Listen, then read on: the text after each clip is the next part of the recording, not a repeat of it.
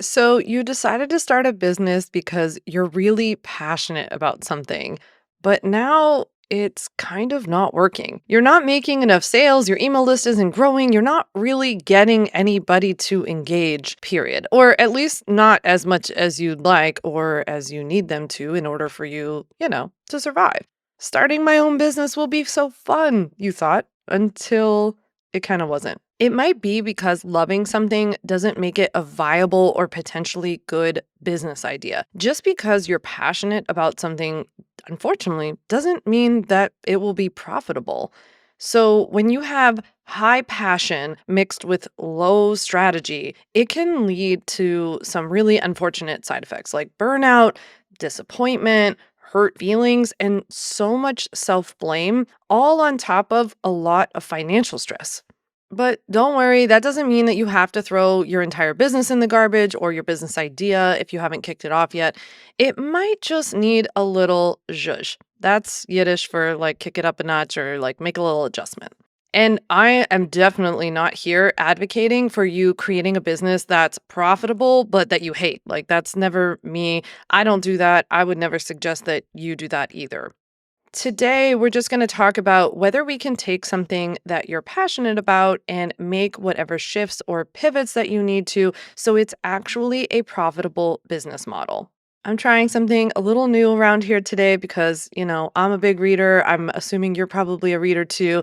I'm breaking today's episode into 3 chapters where we'll talk about how we got here and how to move your business idea towards a profitable one you feel passionately about. These 3 chapters are Chapter 1, the perspective, Chapter 2, the letdown, and Chapter 3, the meet cute.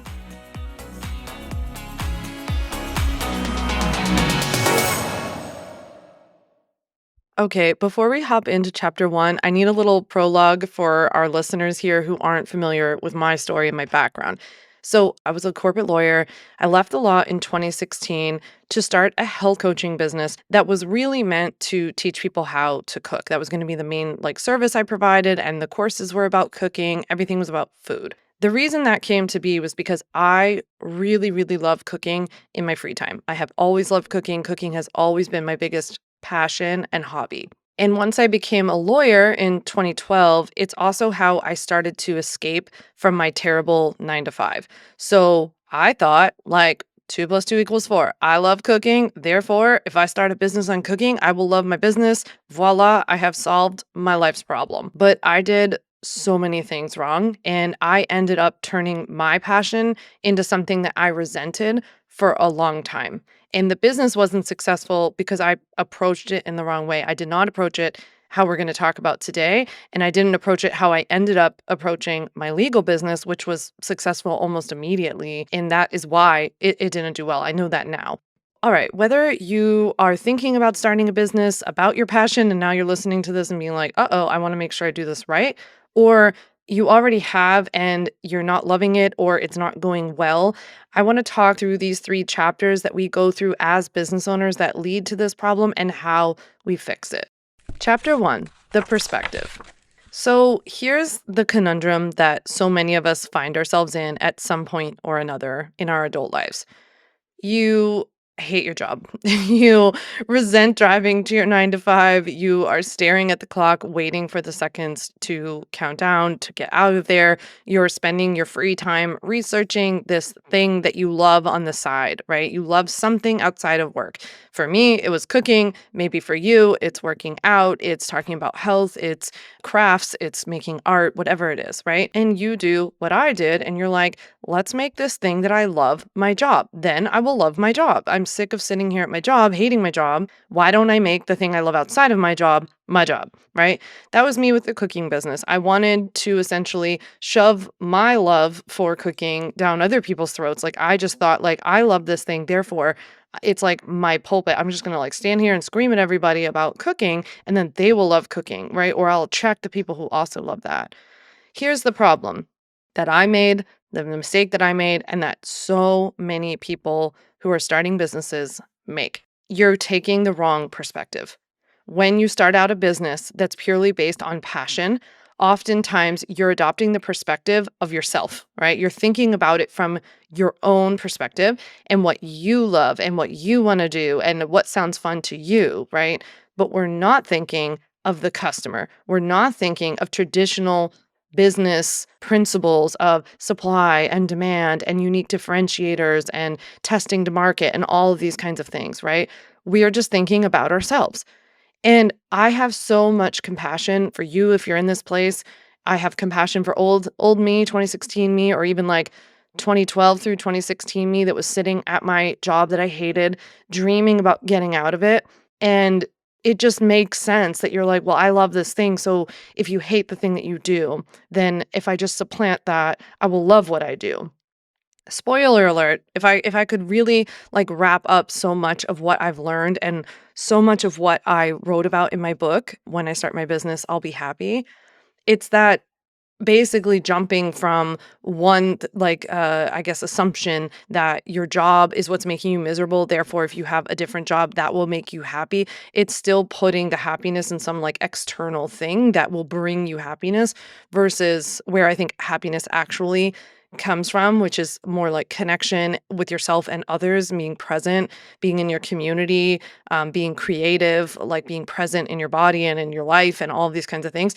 I think contentment essentially brings you happiness, but that is often the mistake is that we're still in this phase where we're like looking for something else to blame or fix it, right? So, from a business perspective, though, the issue is that you're thinking about it from your own perspective and not from the customer or the market's perspective. Now, because you started a business like this, like based on a passion, you were maybe thinking about what sounded fun to you and what would feel like motivating to you. Unfortunately, that might have led to the business not taking off the way that you thought it would, or you're maybe even just spinning your wheels and not getting it off the ground, period, because something's not clicking. And that's what leads to chapter number two. Chapter two, the letdown. Okay, so in chapter two, you've started the business and you're probably really excited at first. Like you were really excited, you had some really good forward momentum. There's definitely this like new beginner era of getting out of your job, or even when you're still in your job, like just starting something different can be so activating and so exciting, especially when you've been in a job that you really don't like. Like I was such a miserable lawyer that when I thought about starting my own health coaching business, I was like, learning how to set up my own website and like learning what email lists were and learning what landing pages were. Even like the fact that those are all pretty dorky, like dry things, it was just so different than arguing in court and writing motions and writing briefs and going to client meetings that it was exciting to me. And then it can be easy to then flip that into being like, look, I'm doing so much work. I'm getting this business off the ground. This is already going well because it just feels really exciting. It's just a natural human instinct that we want to share about things that we love, that we're passionate about. And when you get passionate about something, if you're anything like me, you then want to share all those things with other people. Like you can't help yourself, right? It's like you just feel so even so passionately about other people now knowing. It's like you've stumbled upon something. And so maybe you're in this excitement phase. Maybe you've even left your 9 to 5, and then you start showing up on social media and you're like, this is pretty fun at first. Like, I'm getting to talk about all these fun things. But then at some point, it's not fun anymore. You're posting and posting, and you're not getting any engagement. You're not making sales. Like, you thought when you made your website live, you would just get all these clients. You thought when you posted that Instagram reel that was really good, that you would get a bunch of comments, but nobody other than your mom commented. Like, there's always this point I find in the early days of business where you like show up to the party super excited and then you're just like, oh, like it's kind of over. That is way, way, way more typical than starting a business that takes off really quickly. That is very rare.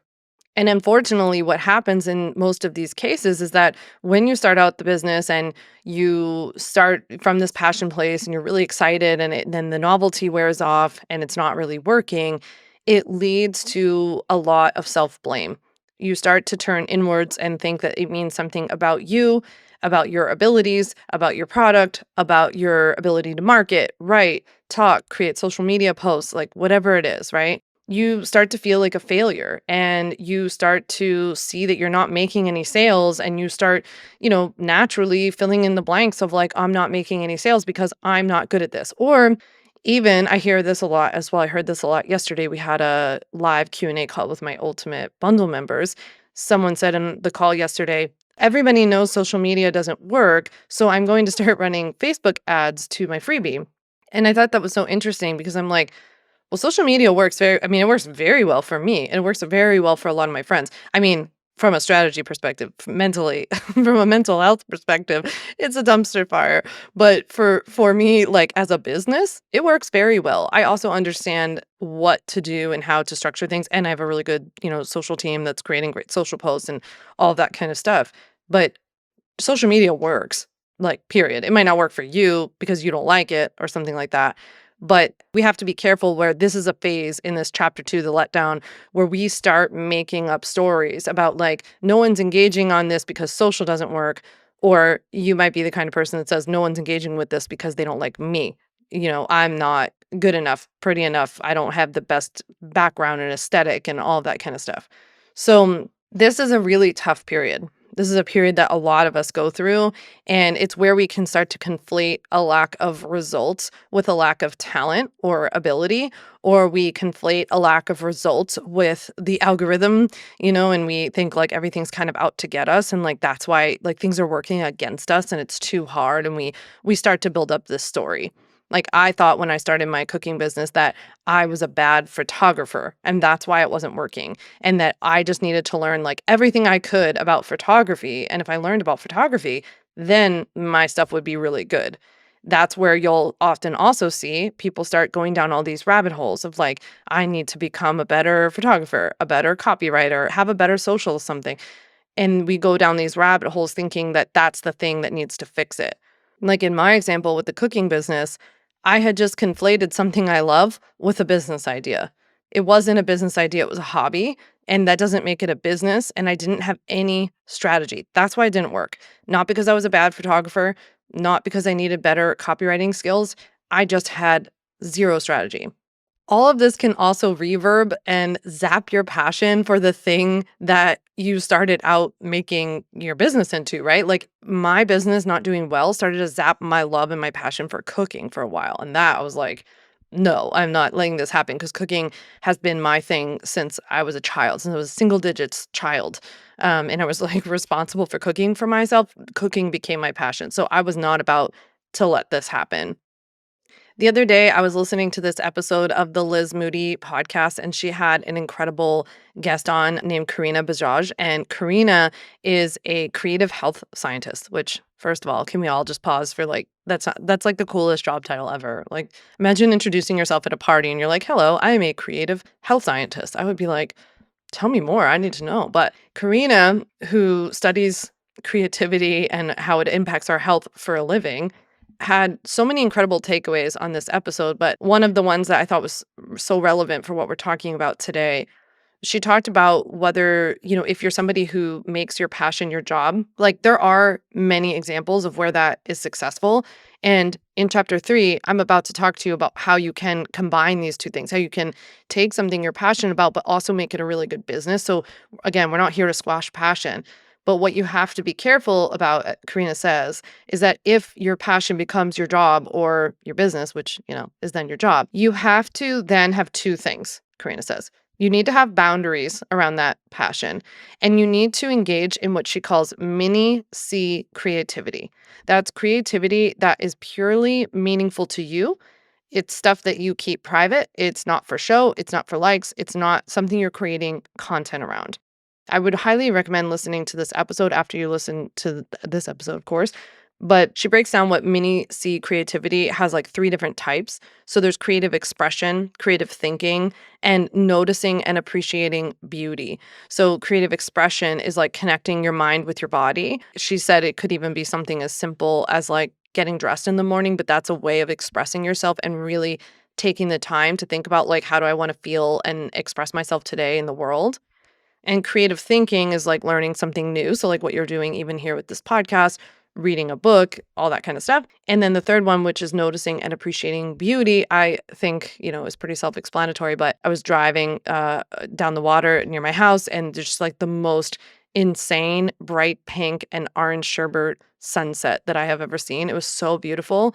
I stopped and pulled over on the water and took a picture. It was just so beautiful. So as she talks about in the episode, like the more that you tend to do that stuff, it kind of feeds and becomes a habit. And so those things are really, really important to continue to do. For those of you who are listening, who are like, okay, I still want to make my business about my passion, but like, okay, I'm open to this idea of how do I zhuzh it a little bit to like make it more profitable because you need it to survive. This would be the thing to also focus on so that you protect your mental health in the process and maintain your creativity, because you don't want to zap your creativity in the quest of like having your passion be your job. So I would definitely recommend checking that out. So I can't believe it's almost 2026 and the law has been cracking down on online business. And in my humble opinion, if you're running an online business or plan to start one in the next 6 to 12 months, it's really important to get informed about which legal foundations you need to have in place ASAP. Yes, there's more that you might need than you think. No, this doesn't have to be overwhelming, boring, or super expensive. In fact, I'd love to break it down for you in the simplest way possible and for free. That's why on Monday, October 20th, I'm hosting my last live free legal class of the entire year. It's called How to Legally Protect and Grow Your Online Business Before 2025 Ends. We'll cover 5 simple steps every entrepreneur must take before it's too late. I'll also show you how to maximize your tax savings before the clock strikes 2026. Sign up now by clicking the link in the show notes or head to my website at samvanderwielen.com. We are limiting spots for this one, and hundreds of people on my email list have already signed up and written to me to say they're coming, saying how they're declaring October 2025 as the month that they will inform themselves about what they need to have in place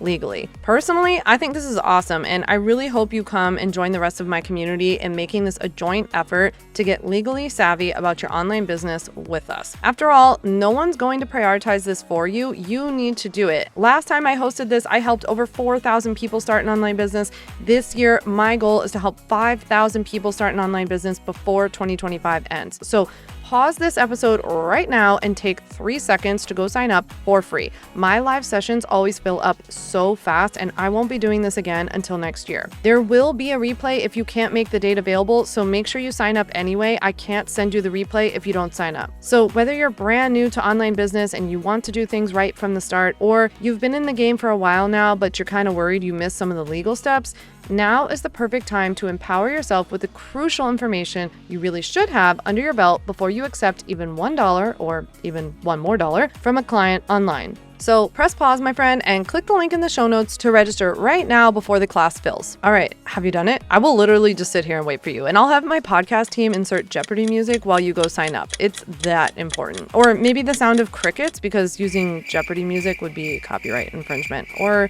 maybe I'll just sit here with some awkward silence. All right, you did it? Good. All right, you're all signed up. I cannot wait. I will see you there. Now, let's get back to today's episode. Let's talk about where passion starts to meet strategy so that we can actually make this business a more viable one. Chapter 3, the meet cute. So the meet cute in my mind was where we get passion to meet cute strategy. And it's that moment where it clicks, right? It's that moment, just like in a movie when there's a meet cute and these two things come together and they just start to click, right? Again, we're not zapping the passion, but we're just zhuzhing the passion so that it actually is a viable business strategy. So what is a viable business strategy? What am I even talking about? How do you take your passion or the thing that you are passionate about and turn it into something that could actually make you a living online? So this is something I dive into in tons more detail inside of my book. When I start my business, I'll be happy. So if you haven't read that yet, I highly recommend getting that. It would be like a great companion to this episode if this is speaking to you and you want to dive deeper on anything. But as I talk about in the book, the very first thing that you need to focus on when turning your passion into a business or just starting a business at all, period, whether it's even about something that you hate, is looking at demand, right? It's a very simple, straightforward economic principle in which we need to know, is there demand for this product? So if you remember, in chapter 1, we talked about the perspective. The perspective is often off when somebody starts a business that's purely based on passion and there's very low strategy. That's because they're not looking for the demand. Demand is all about do other people want this, right? Like, we really just need to know, are people already looking for this? Is it important to people to have this thing? Is there something missing already in the market, right? So we're really looking at demand first. Now, I like to think of demand in two ways because you might be creating a business where there's enough demand for another product or another service to be created about the thing that people are looking for. And the product or service that you're creating doesn't really need to be that different in order to still have enough demand for it. On the other hand, there could be opportunities with business where there's a demand for something because there's a problem, right? People are having a problem, and there actually isn't someone who has created something that is resolving that problem. So therefore the demand is almost for like a gap in the market. This is like your common typical examples you'll see on something like a show like Shark Tank, where someone will come on Shark Tank and they will say like, I noticed this problem that people kept running into. No one was offering anything, therefore I invented it, right? So that's like one way to fill demand. But there are other ways to fill demand. Like, I would consider my legal business to have done this because when I started that health coaching business about cooking and I started to get into the online world, I saw that there were so many people, like especially at that time in 2016, starting online businesses. And there were so many people floating around questions about, how do I start a business? And do I need an LLC? And where do I get contracts from? And all this kind of stuff, right? And yeah, there were some lawyers who had jumped on early, even earlier than me, who were already offering these types of, this type of content, this type of like products or whatever. And yeah, there was more than enough demand though. Like, I just saw that there was this overwhelming need for more of us. And I had a feeling that I was pretty early on in the process that there was going to be a tidal wave of new people coming in who would also need that stuff. You really have to be plugged into the community or the group of people that would potentially buy this thing from you. So, whether that's literally talking to them in person, starting to ingratiate yourself in communities, whether in person or virtual, reading lots of things within their communities, like whether they're all on Reddit or if there is a group on Threads or a Facebook community of moms, like whatever it is that you need to start getting yourself in that community and really understanding. And this is where it's so important and ties back to chapter 1 about the perspective, is that when you're talking to people or when you're listening, I should say, more importantly, when you're listening to people, you need to really hear what they're saying and what they want. What are they looking for? What is the problem that they're experiencing? What is the pain point? And go deeper, even if, they might not say this directly, but like kind of subconsciously, or you have to ask some follow-up questions. If they're experiencing that pain point, what problem is that pain point causing in their life? What does that mean? What is that looking like for them? How is that showing up for them? Like, keep going deeper and deeper and deeper on each level until you've kind of hit the bottom. But that's really where so many people go wrong. And this is the biggest difference between chapter 1 and this chapter, is that you're now shifting the perspective between what you thought was a great idea and you love cooking and you want to tell other people how important it is to cook healthy food, to hearing like from other people, are they looking to learn how to cook? What problems are they running into with cooking? What sounds like a resolution to them? What would they need to take action on that problem? Like, how would they want it even to be delivered, right? I would ask so many more questions now because, for example, when I started the cooking business, I was like, well, I'll just create a course, right? And then that was the most popular thing at the time. Like, if I had spoken to my ideal customer and I had heard about how busy they were, I would have also heard that they weren't time rich enough to sit down and consume a course about cooking. And also, like, there are a million, like, cooking shows and cooking YouTube channels and all these different cooking things. People were just going on blogs and cooking, like, that wasn't the problem, that wasn't what they were struggling with. In fact, I didn't really even know what the problem was. Like, oftentimes when you talk about cooking, for example, it's that people just don't have time, or they don't like cooking, or they don't want to, like, clean up, or it's, like, hard to feed everyone in the family who has different preferences, or picky eaters, or something like that, right? And it's like, well, actually, I don't really know how to resolve that. I love cooking and it's not a problem for me. And I would never stress about that. And like, I don't follow recipe. I just like kind of go with the wind. So yeah, even talking about it now, I'm like, what the heck was I thinking? This wasn't a business. This was me This was me proselytizing. It really was. It was just like, I love cooking, therefore I'm going to tell you how great cooking is. And that's that. It's like, but the ideal customer, they didn't love cooking. That was the whole problem. So you can see where not going down this demand rabbit hole really can lead you to creating an entire business and an entire suite of products that just don't work. Okay, so once we've done a lot of this demand research, and like I said, I do go into so much more detail about demand in my book because that's, a place where you can go into a lot more detail. So I highly recommend that. Obviously, I wrote it. But after we look at demand, we also want to consider supply. And you don't want to be threatened by supply. If you look around, so supply is what else is already out there, what's being supplied already, right? And so if you have competitors, you have competition, there are other people selling these services and products, fine, no problem. On the one hand, it serves as proof of concept, right? So you know that somebody has created this thing, and if they are selling it, you know that that meant that they filled some sort of hole. Now the question is whether the demand is big enough that it warrants another supply, right? That would be you.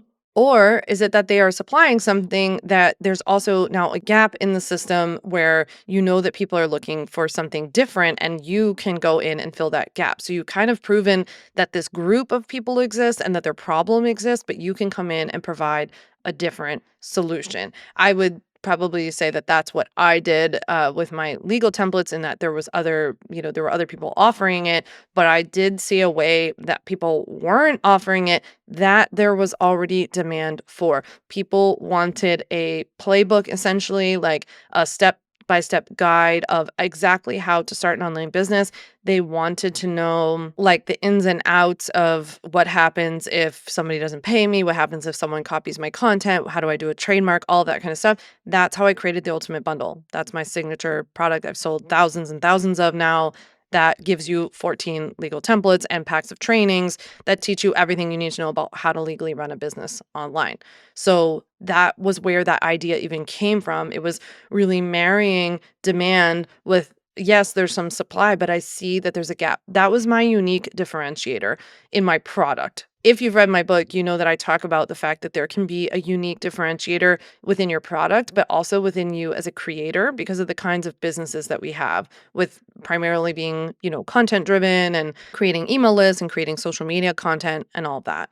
So my unique differentiator for my product was that nobody had packaged it and served it up in a way that I did. So I created that product and dished that out, and it went really well. But then for me personally, I mean, I didn't think about this as a quote unquote strategy at the time, but I also knew that there was just from conversations with people, I knew that there was some desire for a lawyer who was maybe pretty chill, down to earth, like not in suits and like scary legal jargon, right? And that fits my personality. So it was just kind of a like, oh, this is a great opportunity. That's me. I would never be anything otherwise, or if I did, I would be like acting, right? So this is just how I am, so that kind of works out for me. Like I'm not a very like lawyery lawyer, right? So that is essentially how you need to approach this. Instead of just thinking I love this, therefore I'm just going to do this and I'm just going to run off and create the course or the private podcast or the membership or whatever because I just see other people doing that and that's it.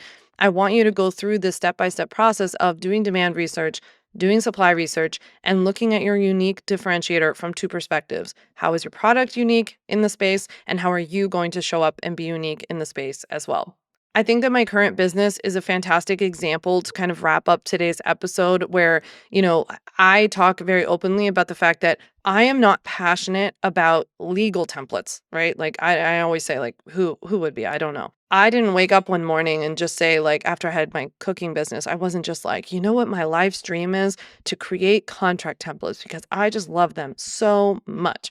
What I realized instead was that as I was running the cooking business, and even when I was leaving being a lawyer and like getting into the early online business days for myself, I became really passionate about business, about marketing, about email lists. Like, who knew that email lists, email marketing would really light me up? And as people started to reach out to me unsolicited and ask for help about starting their businesses from a legal perspective, I realized that what I got, like what really, really lit me up was helping people get their businesses off the ground. I joke about being like a business doula because we often are giving people the products and the support to be like, oh, now I can go out and start this business. And I just felt like a business mom a lot when people would write to me and be like, I got the ultimate bundle. And then now I went out and created this money coach business. And like, look at how many people I've helped get out of debt. It's a really cool ripple effect. That's what I love. That's still, I mean, it has evolved. It's been 8 years and now it has evolved where like now I still really love, obviously, helping people get their businesses off the ground. I also now love talking about email marketing from like an even different perspective, not just like how to start, but like the fact that I've grown my email list to over 50,000 people, especially talking about legal stuff. Or I love talking about like funnels and how I've created so much evergreen content that feeds my funnels and how this has allowed me to live my life, right? It shifts over time and I continue to find the passion in what I do in different ways. It's important, obviously, to find what lights you up and to keep coming back to that, but you kind of have to marry it with the strategy. You don't have to think about it so linearly or so directly as like, I have to be passionate about the exact product that you sell. You can also think about it as like, I'm passionate about the outcome and the result or the transformation that I bring to people, right? So that can sometimes be what can shift the business that you're trying to make work and that's not doing it for you into one that does. Personally, that's where I found a lot of passion. And so I guess I just wanted to bring that to you as like an alternative today and maybe take some of the pressure off. And I just also think you have to be a business person at the end of the day. Like you have to, and I mean, unless this is just fun for you, unless it's on the side and you never want to leave your other job or you don't need any money or anything like that. But for so many people that I hear from, that's not the case. They need this business to work or they desperately want the business to work so that they can leave their job. And so I'm hoping that after listening today, maybe there's just a little like, dude, like little tweak that's come to you that you're like, ah, I see it. And it might even just be in your marketing. Like maybe you are offering the right product already. Like maybe you have created a product. Maybe after listening to this episode today, just give some thought as to like how you're talking about that product or how you're talking to your ideal customer, making sure you're always coming at it from their perspective and what they're struggling with and putting it in their own words, not yours, right? Not making it about just like the reason that they should buy this thing is because you really love that thing or something like that. So, yeah, I hope I gave you something to think about. I hope that this episode was helpful today. If you haven't already, first of all, I hope you get my weekly newsletter called Sam's Sidebar. It comes out every single Tuesday. It's where I write about marketing strategies that are chill and that work, just like this one. And I talk about how, what I'm doing behind the scenes to run and build my multi seven figure online business. It's also where I give you the latest legal news and updates you need. So if you don't get that already, make sure you click the link in the show notes down below. But also because that's where just today I announced the opening of my last live legal workshop of the entire year. So I'm hosting this last live legal workshop called 5 Steps to Legally Protect and Grow Your Online Business Before 2025 Ends on Monday, October 20th at 3 p.m. Eastern. Now, don't fuss too much if you can't come live. You want to sign up anyway because that's the only way to get the replay. And I'm going to send you the replay in two magical ways. One by video and two by private podcast. So you want to make sure you sign up for the webinar because the seats actually fill really, really fast. And people on my email list got the link first today. So if you've been sitting on it and wanting to start an online business, this is my sign to use, the little permission slip you needed to like take some action. Give me 90 minutes on October 20th or as soon after as you can watch the replay or listen to it. Give me 90 minutes to help you start an online business before the end of the year. Last time I did this earlier this year, we helped over 4,000 people do that. My goal this time around is to help 5,000 people start an online business in October. So I need you to help me make that happen. So click the link down in the show notes below. Sign up for my last live legal class. You will not see it again until next year. So I hope to see you there. Send me a message. Let me know how you liked today's episode. Reply to my email. Hit reply. I read all my email replies or DM me on Instagram at Sam Vander Wielen. Make sure you're getting my weekly emails so you know about these live events that are going on behind the scenes. And it's also how you'll find out about new episodes here on the podcast. Next week, I'm chatting with you all about what no one tells you about running a multi seven figure business. It's like the juicy behind the scenes secrets if you could see my text with my friends about what it's actually like. And I'm hoping that it can not only give you a dose of reality, but it can give you some stuff for you to focus on, that you see what I'm focusing on and what my day to day looks like as a multi seven figure business owner and founder that you can apply to your business. I'm really hoping that that episode will help you like drop some of the things that aren't working for you and focusing on what will help to get you to be a seven figure business, if that's even your goal. So with that, I'll see you next week. Thank you so much for listening. Now go sign up for that class. I'll see you there. Thanks so much for listening to the On Your Terms podcast. Make sure to follow on Apple Podcasts, Spotify, or wherever you like to listen to podcasts. You can also check out all of our podcast episodes, show notes, links, and more at samvanderwielen.com/podcast. You can learn more about legally protecting your business and take my free legal workshop, 5 Steps to Legally Protect and Grow Your Online Business at samvanderwielen.com. And to stay connected and follow along, follow me on Instagram at samvanderwielen and send me a DM to say hi.